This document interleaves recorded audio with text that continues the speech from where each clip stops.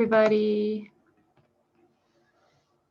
We are here today to talk about conscious uncoupling. I'm Shanti. I'm Rod Bower. This is my ex-husband that I always mention in my videos, Rod Bower. So we are on today to discuss the separation of our relationship and what we've gone through, part of what we've gone through, and what we're still going through, and our goal, and what we're trying to accomplish with this conscious uncoupling or loving divorce or whatever you want to call it. It's been my goal from day one to do this in a loving way, because I know it's possible. I know it's possible for people to separate in a loving way, consciously, and it seems to be programmed into our society that we have to hate the other person, right? When we separate, and it just doesn't seem right to me. This is a person that we fell in love with, obviously, for one reason or another. And we shared that really deep connection at one point in time. I mean, for us, we had 2 babies together. I think that for me, that was a big part of our coming together, was having these beautiful children. Go ahead, you want to talk? No, I was just thinking it's that I want a chance to give another option. It just seems like society makes it, there's go get an attorney, fight it out in court, make it an ugly battle. It's a shame. And ultimately, the kids are the ones that suffer. So if you really love your kids, that should be your priority to go, let's see if we can work this out. Because, for whatever reason, you decide you don't want to be together anymore, you can do it peacefully and you can do it in a loving way, and it doesn't have to be trying to destroy the other person's lives, and the kids ultimately suffer for it. So I think it's better for everything. Right. So we started this process, I think, can't remember if it's 3.5 or 4 years ago. I remember the day, it was Easter. And I just knew, I had known in my heart for a while that we were not to be together for the rest of our lives, that we had come together for a purpose, for a time. And it wasn't to continue. So I made the decision on that day to actually say I wanted to separate.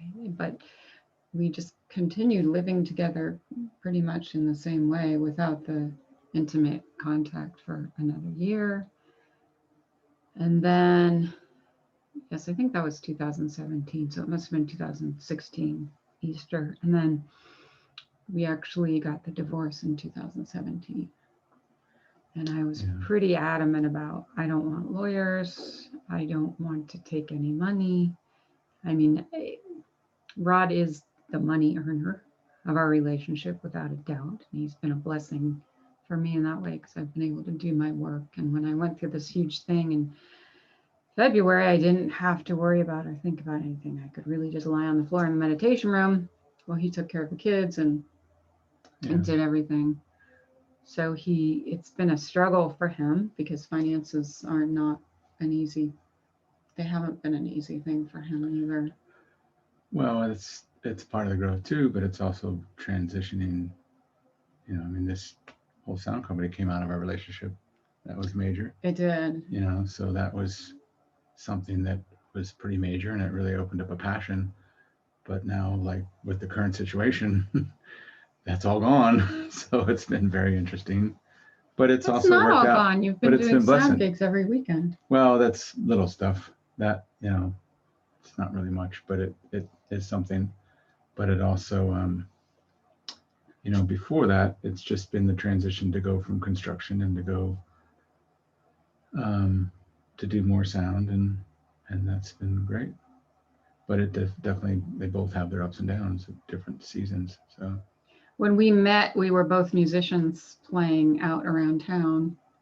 I had a little band and he had a blues band, and that's really how we connected. We connected through music, not through spirituality.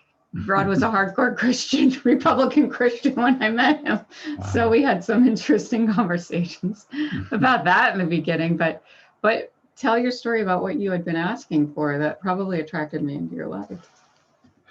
Well, I definitely was struggling with Christianity. I was struggling with some of the messages. I was struggling with, how can these other religions or people like monks meditate all day, and then according to the Christianity, they're going to go to hell if they don't believe in Jesus, which the irony is most of them do believe in Jesus, but it's just the teachings were weird to me and it was awkward to me. So I was praying for someone that was open and spiritual, but I never ever in my prayers used the word Christian.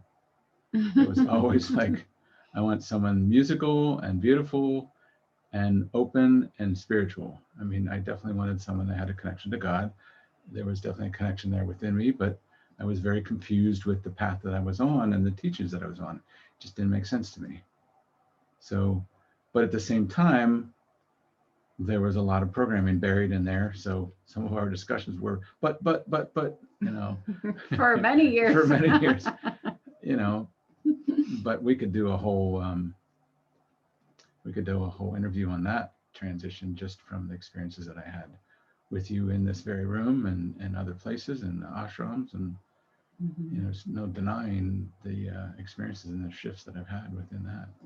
So, which also ultimately I was able to bring this to a loving and understand a higher concept, because I know a lot of Christians that have had some awful divorces, and they're not pretty. And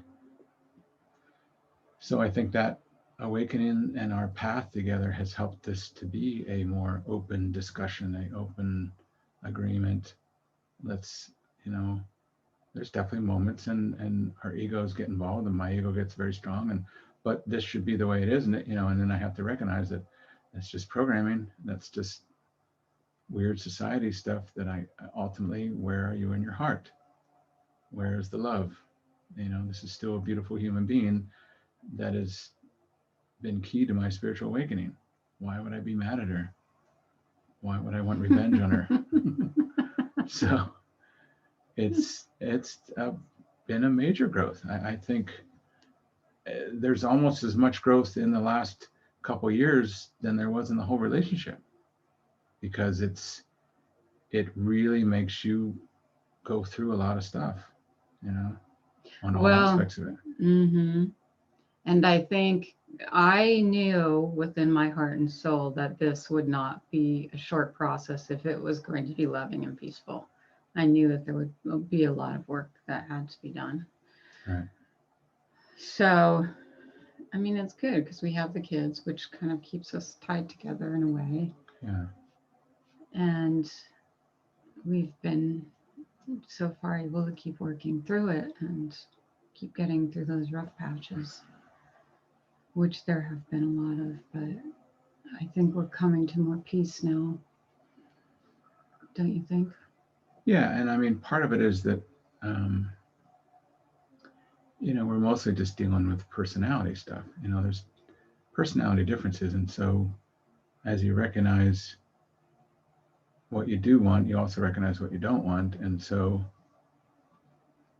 it's just, I think that's still part of the learning process, is like, well, if you want to get along with the next person, you have to understand there's always going to be differences in personality, or differences in little things that I allow to fester within me, and I've learned to not fester. I mean, even just, there was a pivotal moment doing the dishes. The dishes was just a big frustrated, I hated doing the dishes. We're pretty much on opposite ends of the spectrum with our cleanliness values. But it was, well, it's interesting because there was a very point where much on opposite ends of the spectrum. There was, a pivotal point with the dishes that really was like, wow, do we really want this to be a struggle all the time, or just let it go? And I remember very specifically letting it go, and all of a sudden it's been a much easier process, And those are the little things that when you're living with someone and there's not the romantic side to it, and now it's your roommate, that really also challenges it to like, okay, how well do I get along with this person that is just another person, in a sense.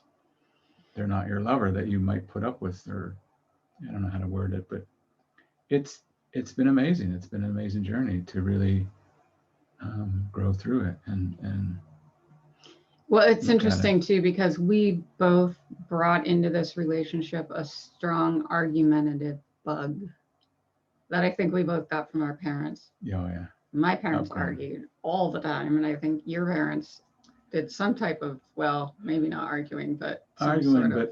but it was also with my brothers. My upbringing with my brothers was always, you got to one up on them, or you got to, don't back down, and so it just. And now, I don't know if it comes back to me the third time, I just let it go. I don't care anymore. So that's been huge work for me throughout this entire relationship. When that, the other person does that thing that just, your insights just go, how am I going to deal with this? And there was a point, and I think it was my kids mostly, that I just went, no, I do not want to raise them in an argumentative situation. Like I grew up and I hated it. I thought my parents hated each other. So my mom confessed to me one night that they say the Lord's Prayer together every night and make love every night before they go to sleep. Well, I never knew that. All I heard was them arguing. I thought they hated each other. Right. So I didn't want my kids to grow up in that environment. So I just started praying and begging. And every time I would see that come up in myself, I would just close my eyes and just go, okay, we got to let this go. I have to let this go. Then it became more of, okay, I see this is definitely a program. Now I see it's not mine. Now I see that I can release it, and it's almost gone. I have to say, in me, it's almost gone. And I don't want to carry that into another relationship, because it's not going to be any different with anybody else. I don't care who the person is. It's something that I had with me and you had with you. So together, well, we had quite. There's also a level, like I've noticed before our relationship, and I see it in other people, and I see it in my family sometimes. There's an acceleration, and there's a volume, and there's a loudness, and there's an intensity that just happens. And I know that it's not gone. I think you can still be passionate about it, but it's not as intense and it's not loud. And I can see that in others. And then when I see it, then I go, ooh, do I look like that? Is that how I still am? Because I don't want to be that way, because I don't want to. And ultimately, like, we are, we're a mirror image to our children. So what are we sharing or showing them in this Absolutely whole thing? What if they get into a relationship and they find it's not working? What have we set as an example for that? Exactly. How are they going to split up?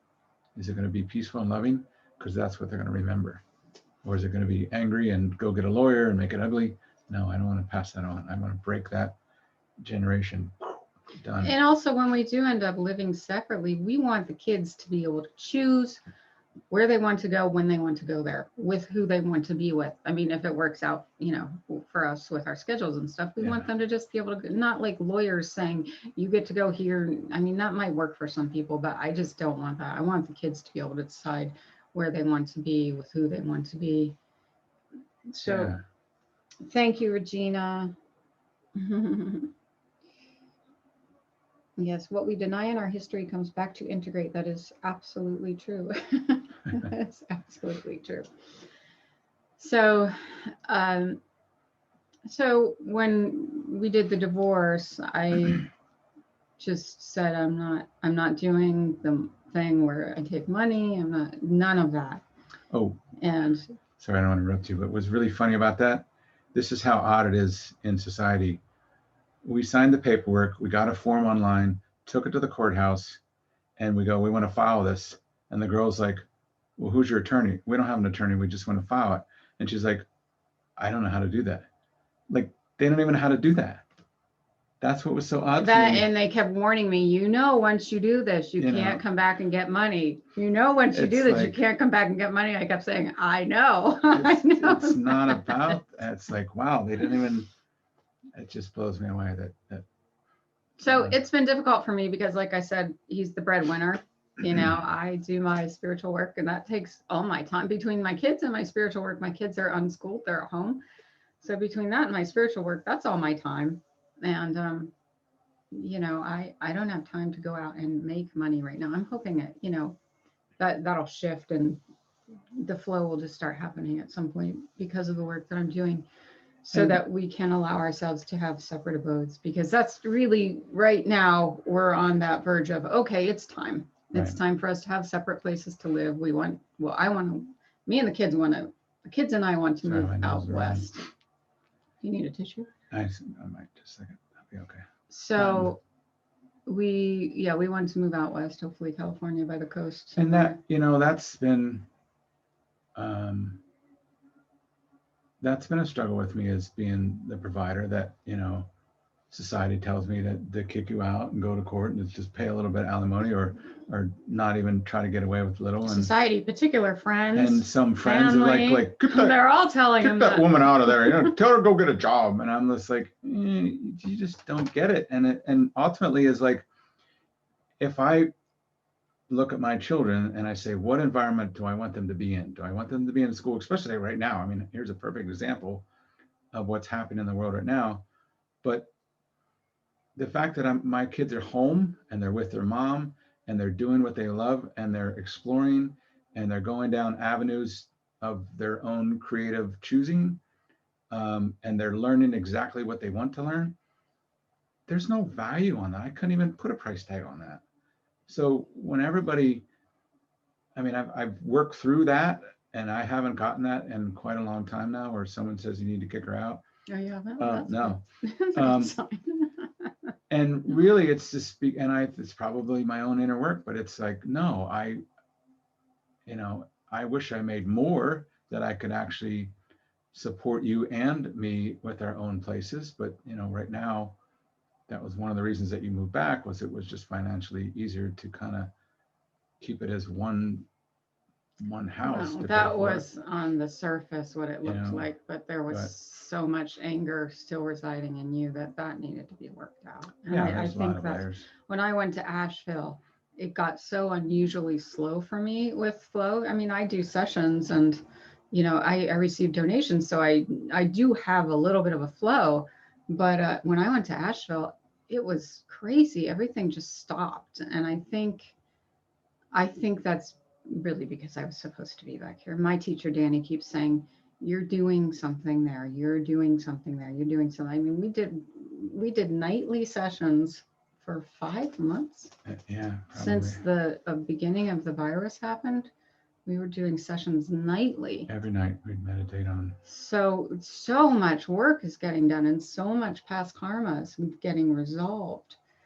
Between us, when I went through my major release in February and March, there were nights when like the energy just completely took me over. It was just completely, right? The Shiva energy completely took me over. And I would call him into the room in the middle of the night, 2 or 3 in the morning. And then we would just go through this major karmic release from all these past lifetimes, and he got re-established with his connection with Jesus and your time with Jesus. And it was really, watch it, really intense and beautiful. And I think karmically, because he has a lot of past lives with issues with women. And so I think karmically, so much has been resolved and released since that time. Yeah. And you wanted to talk about, so I've been lucky with my family. Do you want to talk about this or not? Your family at all? Yeah, we can talk about that. I've been lucky with my family in that, well, my mom at least. Well, when my mom and dad were alive, if someone in my family got divorced, they still embraced the person that they divorced. And my one sister, as a matter of fact, her husband, the ex-husband, still came to all the family events and things. He was still considered a part of the family, even when she was with a new partner. That was confusing to me when we first dinner we went to. I was like, who's that guy? Wait a minute, they're divorced? I was like, Wait a minute. So I've been lucky in that way where it's like the family still kind of accepts the exes. But Rod's family is a bit different. My family is very, I mean, I don't even know where it comes from. I don't even know if it would be sad to think that's a Christian background or if that's just that generation, but I know like, No, it's not Christian. I think it can't be Christian part of because, their upbringing. I mean, my brother went through a divorce and that was pretty ugly. That was attorneys, that was suing, that was nasty.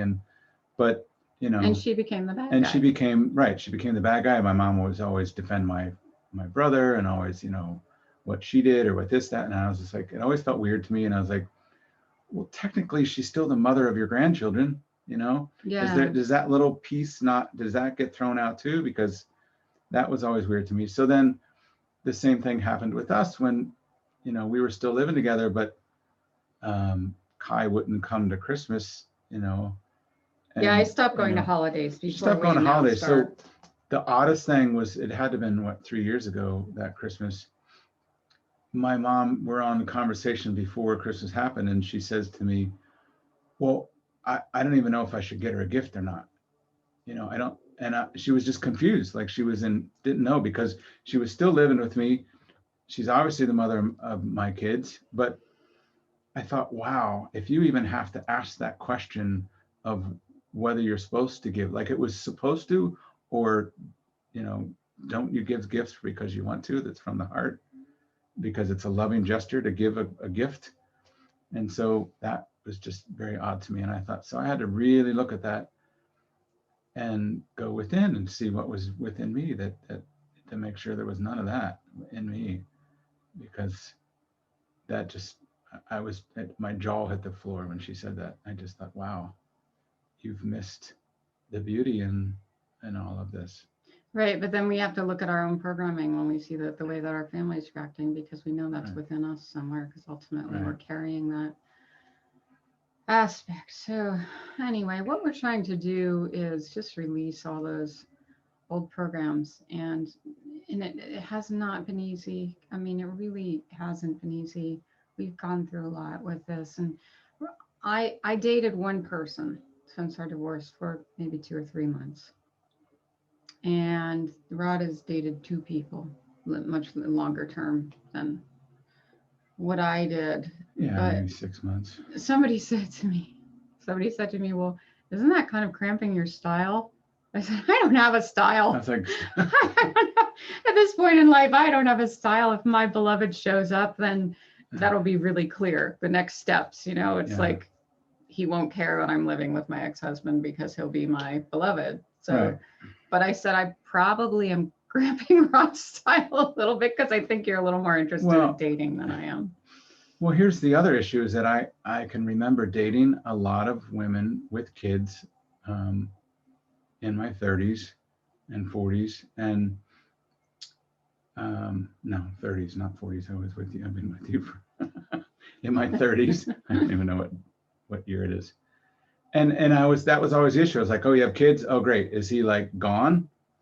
Because I don't want the a-hole that comes with the kid, and I remember like this girl, I went on one date with her and we went out somewhere, we came home and we walk in and she's like, oh my gosh, where are the kids? And her mom's sitting there and she's like, where are the kids? Oh, well, he's 3 hours late. She's like, yeah, we're supposed to have him back. So they're on the phone. And then this guy walks in. So there I am sitting on the couch. These two are screaming and yelling at each other about the whole kid thing. And I was just like, oh my gosh, where's the back door? I went out of here. But that was your old energy. That was your energy. No. But my point is that that's what we're trying to shift. That's what we're trying to change, is understand is that it doesn't have to be that way. You can still be 2 loving people and still get along, because there's the kid in the middle of all that. The kid was the game plan. The kid was and I just don't want any part of that. I mean, I'm going to do everything within me to clear that, to make this a loving thing. And that's just an example of what goes on that I've seen. So it's interesting. I think the reason for us doing this, like it's becoming clear to me just in this moment right now as we're sitting here. it's kind of us publicly proclaiming, okay, we're ready. We're ready to do this. We're ready to say, yes, we're loving each other. We're putting it out there that we're loving each other, that we're being kind, that we're being generous with each other. That was a big thing that came up in a lot of our sessions, is that just complete generosity with each other. Right. And,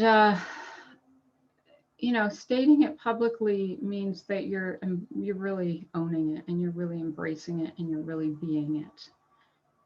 A lot of people say to me, oh my God, that must be hard to live with your ex-husband. Well, no, it's really getting easier.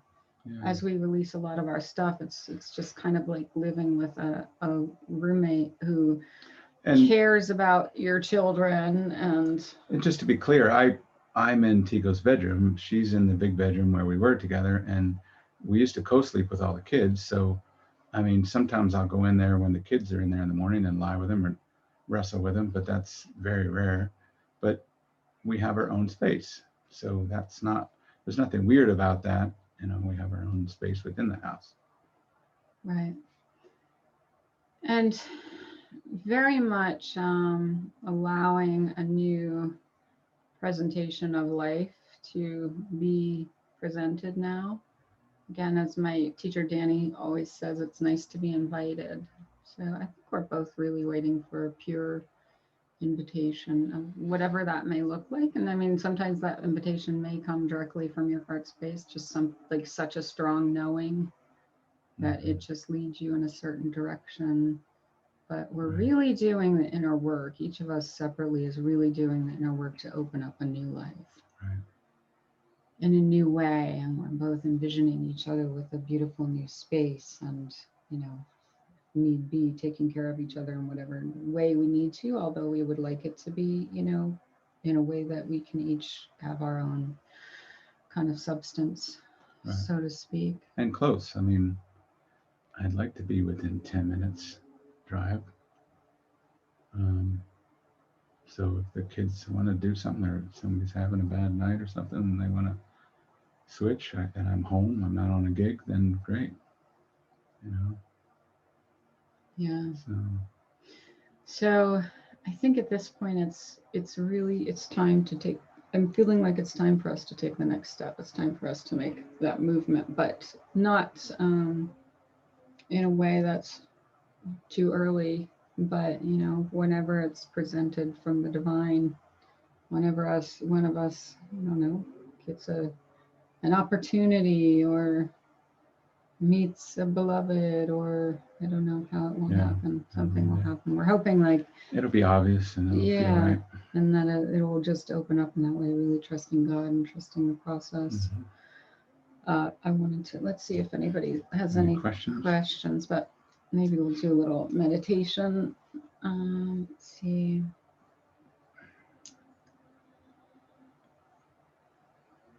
Hello, Mari.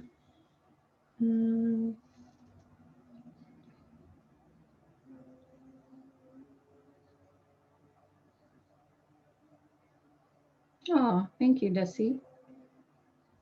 She said, just stumbled into this chat, but this appears to be a prototype for enlightened relations when your paths and relationships have grown in different directions. Great work.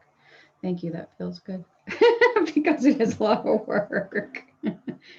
You're making history a beautiful one, Regina said. That's nice. Thank you. Okay. So. And that's the other thing. Like we didn't really have an affair with another person.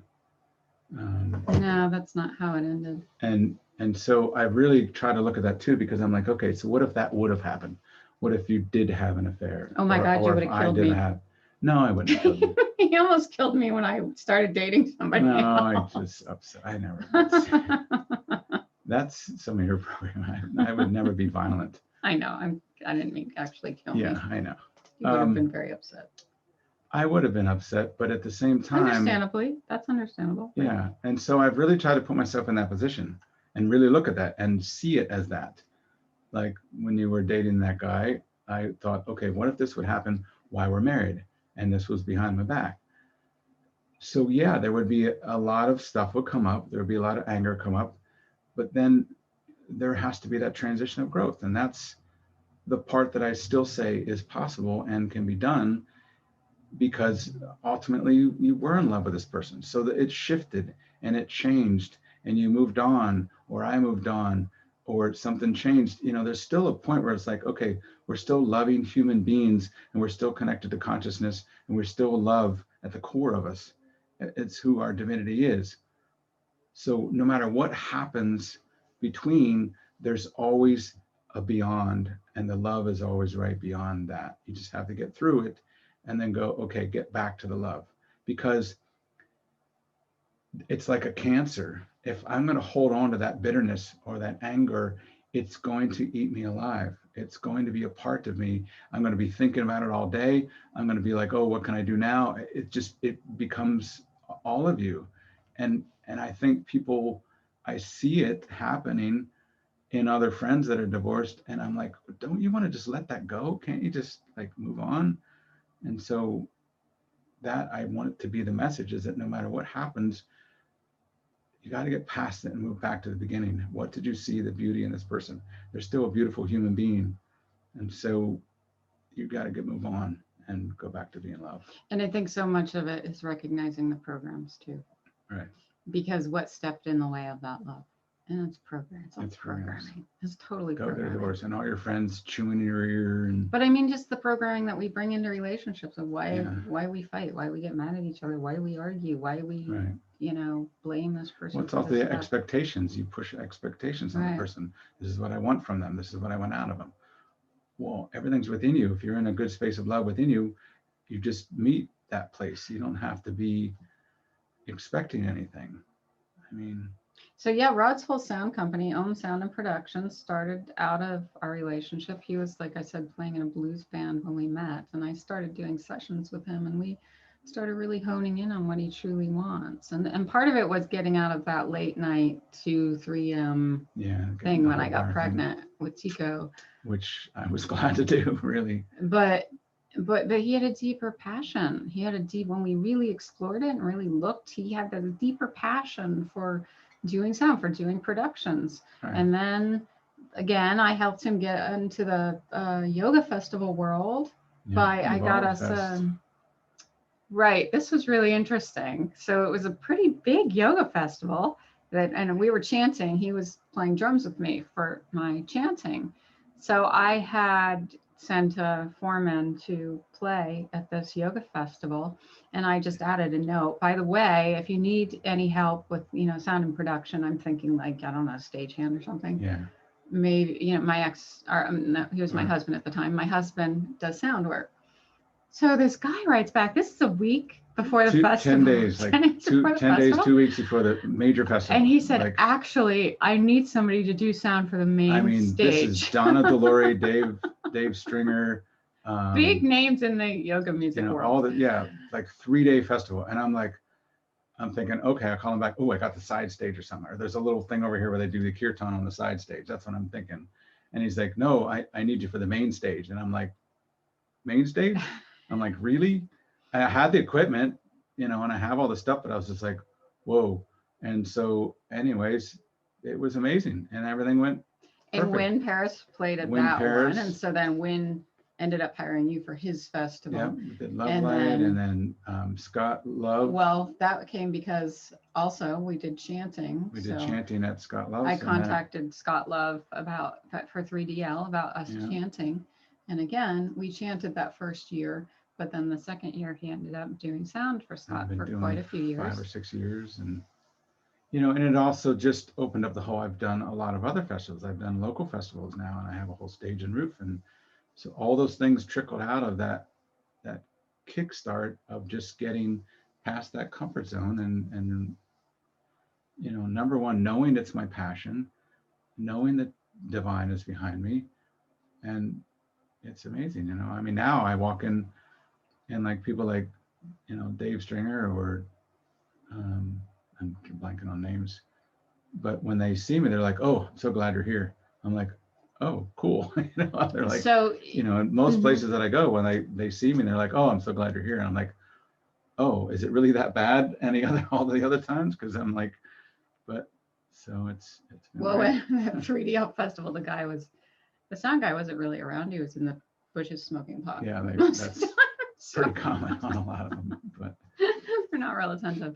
no. So yeah, so now, even now, Rod is transitioning. Like, the more we work, the more we do sessions, the more we're going deeper into the heart, and he's finding it more and more what he wants, what the passion is, and he wants to do more like high vibe spiritual events. So that's trying to evolve more into that. And who knows, we'll see where it goes. But I think it's been just major growth for both of us. For me, just learning how to be in a relationship with someone lovingly, without arguing.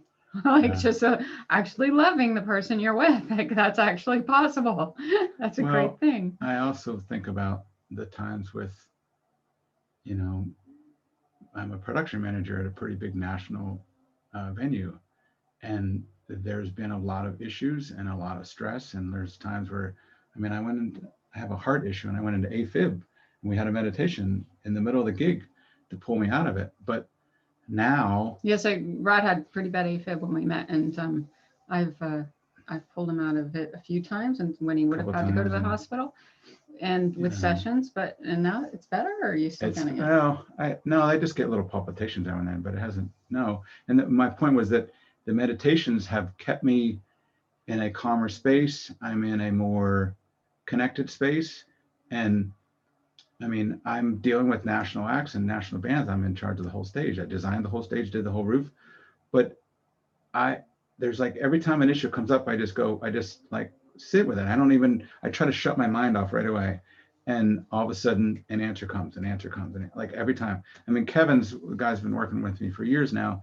He always says it too. He's like, yep, I just know you always come up with a solution. Like, there's just one thing after another, and it's just, I know it's from the meditation. I know it's from my connection. I know it's from the awakening of recognizing that source is within me.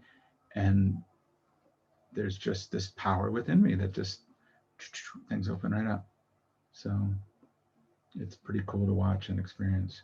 So our relationship has been beautiful, really major growth, major enlightening experiences. And I feel like that this experience I went through in February was kind of a culmination of all of that. It was just, there are tissues over there. Yeah. Just bringing, I don't know, just the culmination of bringing it all back to source, back to divinity, back to truth. And we couldn't separate in any other way but with love. It just can't. With the work that I'm doing and how I'm presenting myself to the world, it wouldn't work. We have to separate with love. There's no other choice. It has to happen that way. I can't be the living example of my work if I don't live it in this relationship. Right. And it's been a beautiful challenge, and it's been beautiful growth. And I also think it's been a personal challenge within me to, I would say men overall have a lot of anger, and I've definitely, this relationship has brought up a lot of anger, and I've been able to look at it and see it and try to understand it and clear it. And that's massive to me. So, I want, again, to be an example where, you can still get upset, or you still have a moment, or, oh my gosh, I got to do, but it's not this extreme. It's not over the top, out of control that I see. And like, whoa, that's a bit extreme. And now you can see it in other people. And I see it and I go, wow, was I like that? Did I look like that? Yeah. I'm like, oh, that's ugly. So here's a question. Wouldn't it be nice if there was a place men could go, like they're angry, right? I'm feeling really angry right now and I don't know what to do with it. If there was a resource where they could. It's called the gym. No, I'm talking about a spiritually conscious resource, whether it's a Facebook page or a YouTube channel or something where it's just men. And they understand each other, and they understand what each other is going through, and they can get on there and say, this just happened to me. I need help. I don't want to, Yeah. Would you have liked to have something like that? That would be amazing. Moments? I have friends, and that one guy that I met at 3DL that lives in Florida, and I'm blanking on his name right now. He's an amazing guy, and he's got a really powerful men's group. But I think there's a lot of talk about it, but there's not a lot of people stepping up to get guys together. And I mean, obviously there's a lot of women's group all over the place, and I think it's something that I hope can start to open up more, is that there's a men's group where they can get together and be real and deal with real issues. Anger is one of them, so yeah, it would be amazing. I hope that I could be a part of it. I don't know if I'm the guy that can step it up right now, but I would definitely be a part of it and support it. You can do sound for live events. Yeah, I can do that for sure. I'm gonna get a tissue quick. So, like I said, we were just winging it today. We didn't really know exactly what topics we were going to discuss. So if anybody has any questions for us, let me know. Maybe we'll just do a little meditation, see what consciousness wants to bring through. That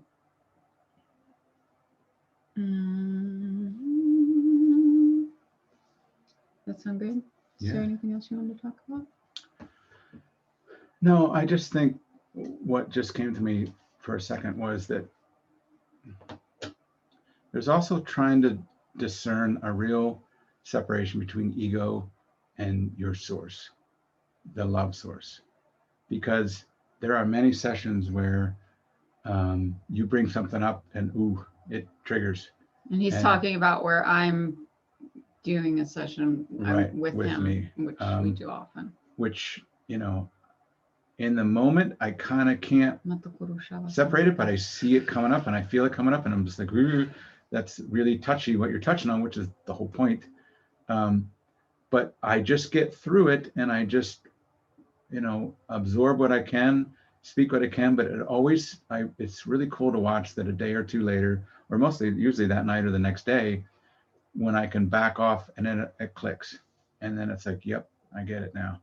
So that's my thing to speak with men, is that there's just this reaction, and it's so prevalent with that first response that no matter what it is, that's what you want to stop. That's what you want to step back from and take a look and go, if it's a relationship or it's coworker or any form of, relationship could be anything, but any form of relationship, that when there's a reaction that's that quick, that is usually programming. That's 100% programming, that your body is like, I've had this before, here it is, because if you could take a breath and just go, okay, what's really going on here? What is really being said here? Let me pause for a second and then speak. And it might be impossible to hear it in that moment, but at least you can recognize this is a program coming up. Yeah. I'm going to go sit with this program until it releases, and then I'm going to try to hear what was being said. Right. And it can be those little mundane, normal things. It's like when you say something to me and I go like, oh, that's my mother. Oh, that's my mom speaking. And it's like, no, it isn't. It's just the person going, hey, can you go do this or go do that? I should be going, oh yeah, but it's just a little leftover programming that's triggering me. Then I have to go, why did that bother me? Because there's no reason that should bother me at all. So that's the beauty of our relationship, is that, there's a shift happen where I'm able to see there's an awakeness or awareness that is so important. If you can get to that point of seeing that, that's really important within our relationship. And I've said stuff to you, and you have a little moment. I'm like, oh yeah, and I'm like, oh, I just poked something there. I don't want to do that, but and then I'll see that you're. I just go inward. I just close my eyes and I say, okay, this is a program. And I just start praying. I'm like, God, please take this from me. It's not mine. Take it from me. It's not mine. I just go completely inward when that happens. I don't even communicate with the outside world. Yeah. And sometimes that triggers me, because I'm like, I want to speak. I want to get my mind. I need to say this. He wants to talk, and I'm like, no, so talking's not going to get us anywhere right now. So the one other thing I wanted to talk about was, we have discussed, how we would like it to look if and when we have other partners. And that we would really like it just to be a completely loving situation between us, where that other person or those other people can just be completely loved by us, and that person can be loving of us. Like, we want to attract that kind of energy into our relationship where that person is completely loving with the other person. And especially with the children, I think that's super duper important. Like, that the other person. Well, I think it's important that they've done the work too. Absolutely. That they've done the work to come to hopefully the same space that we're coming to and that we're desiring, because, I mean, that's been an issue too, that happens with men, is like, we want to control things. Men is a control. We want power, we want control, we want businesses, we want, and so that can happen in the relationship. It's like, no, I can have a relationship, but you can't. And so I've worked through that. I have definitely worked through that. And I'm like, this is ridiculous. Like, why would I not want her to have a beautiful relationship? Why would I not? Like, why do I want that piece in me? So that's been a part of it. So it's like, yeah, I don't have a lot of guy friends that are on a spiritual level right now. I'm hoping that's going to open up, or may shift if we move somewhere different, but how cool would it be to have a cool guy relationship that I can talk to, or that's, with my partner. That your partner that happened to be a cool guy I can hang out with. I would much prefer that than something that makes me intense or angry, or here he comes again, and it brings all this anxiety up. It's like, no, how about a cool guy that, I can hang out with, that I also trust with my kids, because that's the other key. Like I said, we're entrusting the other partner is going to be with our kids. Yeah, so we're working on raising our vibrations, right, to a certain level, so that we attract that partner who can bring that vibration into the situation. Right. Because it's all about what we attract, really. Mm-hmm. Well, are you clear? You good? Yeah. Let's see. Do a little something.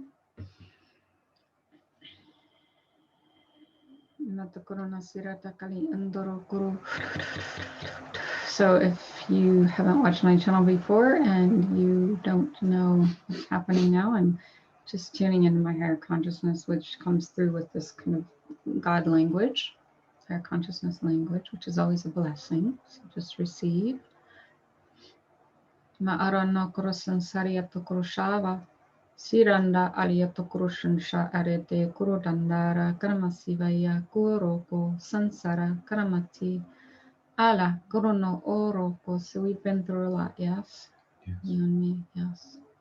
Shava kurono sinsara karana al iroto. And what is it that we've come to after going through so much in our relationship? Kurono sinsariyato kuro. Respect for another loving being.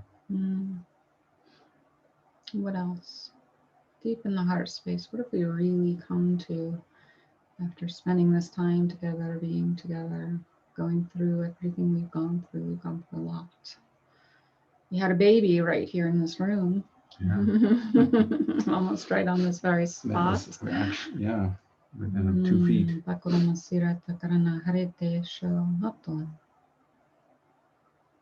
What is it when we die, when we're on our deathbed and we're looking back at this relationship, which will be like a flash in that moment? What is it that we came to?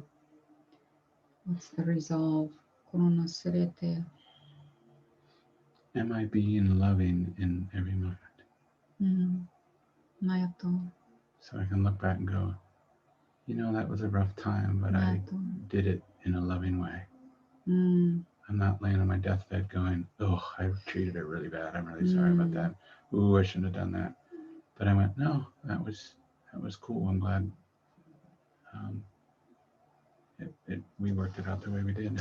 Yeah, and we've come to just deep, full respect, right?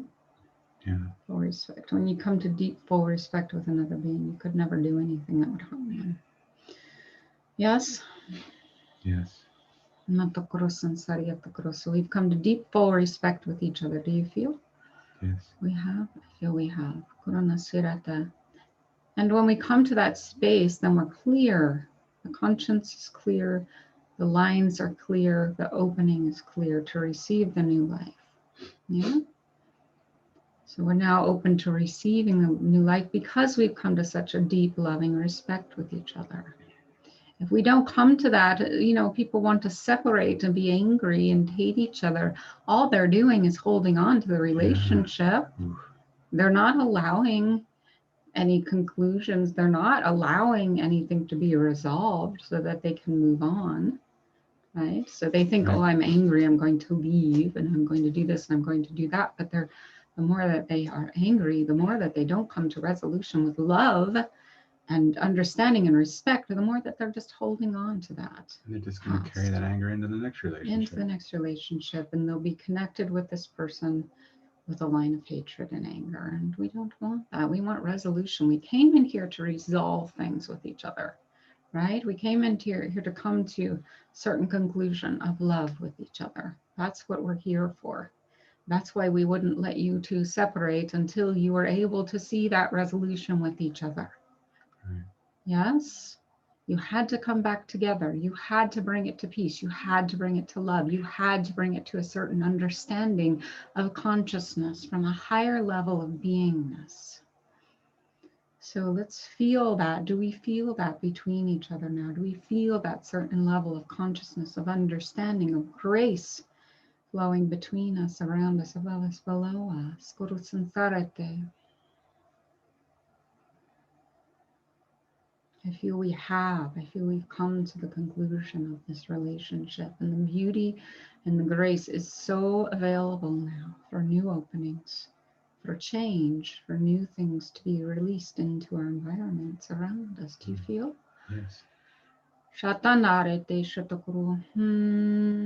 So it's a beautiful time to come together in grace, beautiful time to come together in peace, beautiful time to come together in love. You're all that. If you're hearing this, if you're wanting this kind of a conclusion to your own relationship, please bring it to peace within your own beingness. Please bring it to love within your own beingness. Please bring it to a space of divine understanding, and that will come to you.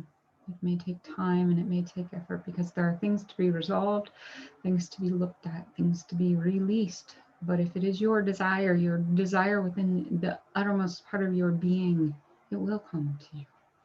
It will come to you. And help will be given you in the way that it is needed, at the time that it is needed. So the more of us coming into this space now, the more of us recognize that this is important now, the more available it is for more people.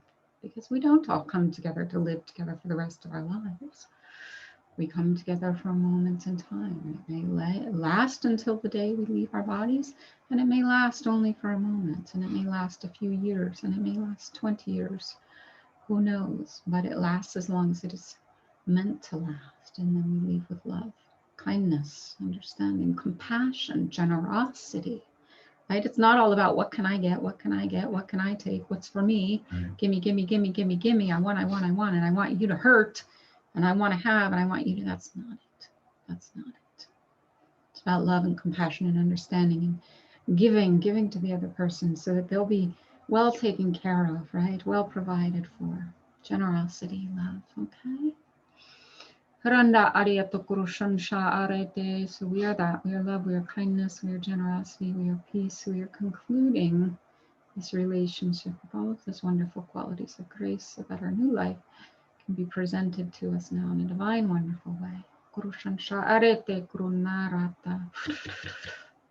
Andara karenete shava.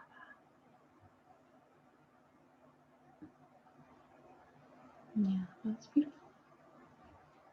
Very good. Very good, very good. Is anybody else saying anything? If not, we'll probably go. Let's see. No. All right. I love you all that are here with us, and thank you for joining us and being a part of this. And we'll try to keep watching for questions as people watch more. We can Yeah. answer them. If you have questions or something else you want us to discuss, Yeah. I'm pretty much an open book, as any of you know who watch my videos. I don't hide anything really about myself. It's kind of my way. So, but the ashram I was with, I remember somebody had herpes, and it was a dinner table discussion about It's all on the person's herpes. So, it's just kind of been that with my teacher I'm currently with. There's nothing that's hidden. We talk about everything because ultimately we're all one. And I know from working with people, we all have the same issues. So we think that our issue is so big and we can't share it and we can't let anybody know. But I hate to tell you, most people have the same issue you have in some way, shape, or form.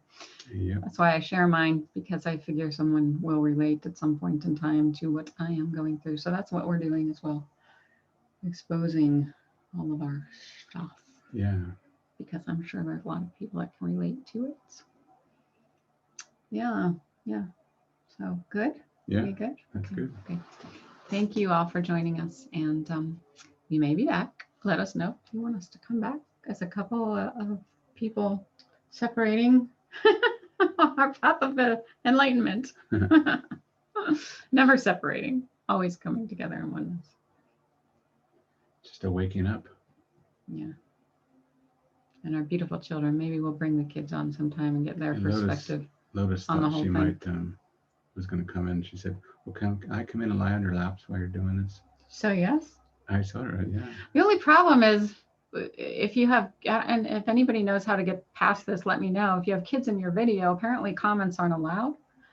So if our kids would appear in the video, I don't think I can allow comments. Oh. Now I've seen other videos where kids are in it and they do have comments, so I don't know how they bypass that. If anybody knows anything about that, go ahead and comment. Is that like a security thing or something? It's a new thing that YouTube started this year with kids, which is good. I know they're trying to protect the children. I understand.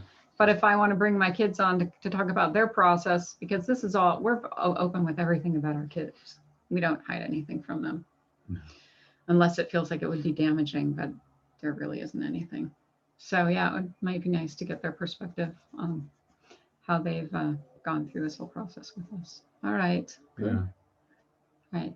I love you all. And I don't know what's coming next, but we will see you next week.